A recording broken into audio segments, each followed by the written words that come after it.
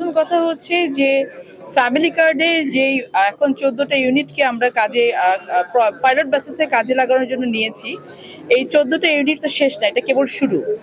এবং আমাদের যে ইনফরমেশন কালেকশনের যে ডেটা কালেকশনের যে প্রসেস, এটা কিন্তু শুরু হয়ে গেছে অলরেডি। এবং এই 14টা ইউনিটের পরে গ্র্যাজুয়ালি প্রতিটি ওয়ার্ডের, প্রতিটি ইউনিয়নের, প্রতিটি উপজেলায়, প্রতিটি বিভাগে কিন্তু এই কাজগুলো হবে।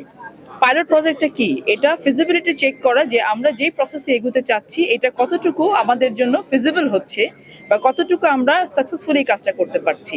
এবং যখন আমরা সাকসেসফুলি 14টা ইউনিটের কাজ শেষ করতে পারবো, গ্র্যাজুয়ালি নাটোর না, পুরো বাংলাদেশের প্রত্যেকটা জায়গাতে কাজ শুরু হবে। অবশ্যই আমি লালপুর বাগাতিপাড়ার মানুষের ভোটে নির্বাচিত হয়ে এখানে এমপি হিসেবে দাঁড়িয়ে আছি, কিন্তু মন্ত্রী তো আমি পুরো বাংলাদেশের।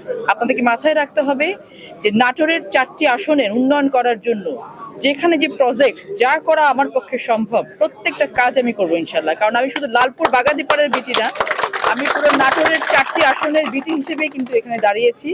এবং আমি মনে করি যে নাটোর, আজকে আমি যখন এসেছি এই সার্কিট হাউস পর্যন্ত, নাটোর সদরের যত আমার ভাইয়েরা, বাবা, চাচারা আমাকে এখানে সম্বর্ধনাতে নিয়ে এসেছেন, আমাকে অনেকে বলতে হয়েছে এটা কিন্তু আসলে আমার নিজস্ব আসন না।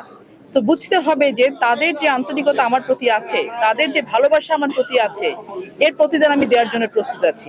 এবং গ্র্যাজুয়ালি যত ধরনের উন্নয়ন করা সম্ভব, আমার লালপুর 1, নাটোর 1, লালপুর বাগাতিপাড়ার উন্নয়ন যেমন আমি করব, বাকি 3টি আসনের উন্নয়ন করার জন্য আমি সর্বোচ্চ সদস্য থাকবো ইনশাল্লাহ।